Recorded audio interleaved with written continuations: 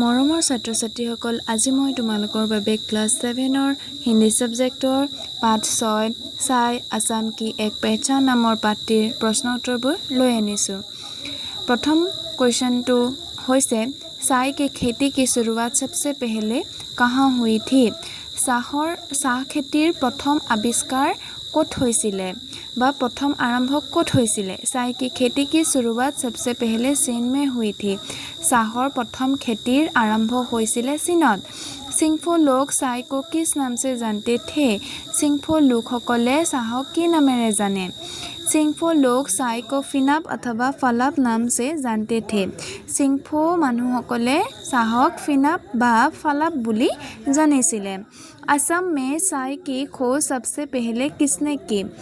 অসমত চাহৰ সন্ধান প্ৰথমে কোনে কৰিছিলে? আসাম में চাই की खोज सबसे पहले ৰবাৰ্ট ব্ৰুছ ने की थी। অসমত চাহ খেতিৰ প্ৰথমে সন্ধান কৰিছিলে ৰবাৰ্ট ব্ৰুছে। असम के प्रथम চাহ কৃষক কোন थे? অসমৰ প্ৰথম চাহ খেতিৰ কৃষক কোন আছিলে? অৰ্থাৎ অসমত কোনে প্ৰথমে চাহ খেতি কৰিছিলে? असम के प्रथम চাহ কৃষক মণিৰাম দেৱান थे। অসমৰ প্ৰথমজন চাহ খেতিয়ক হৈছে মণিৰাম দেৱান। 2 নম্বৰতে ৰেখা খীঁচকৰ মিলাও। ৰেখা মানে কি এইটো মিলাব দিছে, য'ত প্ৰশ্নটো তোমালোকে কিতাপৰ পৰা লিখি ল'বা। মই প্ৰশ্নটো লিখি থকা নাই, ডাইৰেক্ট উত্তৰটোৱে দি দিছোঁ। উচল পঢ়না মানে কুদ পঢ়না।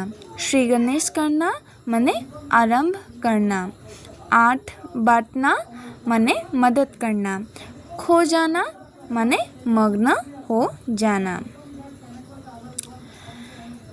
3 নম্বৰতে আছে সংক্ষেপ में उत्तर दो, অৰ্থাৎ এইখিনি 2 নম্বৰৰ কাৰণে আহিব পাৰে তোমালোকে পৰীক্ষাত। हरी हरी पत्तियों से चाय कैसे बनती है? সেউজীয়া সেউজীয়া পাতৰ পৰা চাহ কেনেকৈ বনে?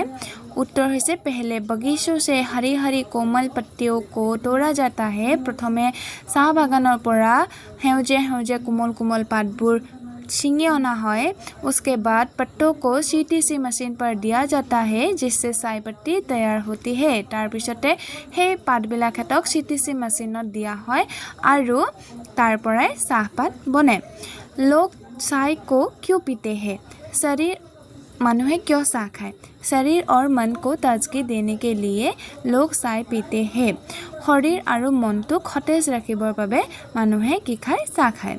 भारतवर्ष के किन किन राज्य में चाय के बगीचे हैं? ভাৰতবৰ্ষৰ কোন কোন ৰাজ্যত চাহ খেতি আছে? भारत के असम, पश्चिम बंगाल, तमिलनाडु, केरल आदि राज्यों में चाय के बगीचे हैं।